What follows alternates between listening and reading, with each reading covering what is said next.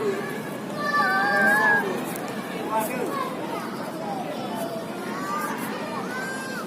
kawan dia malam ni.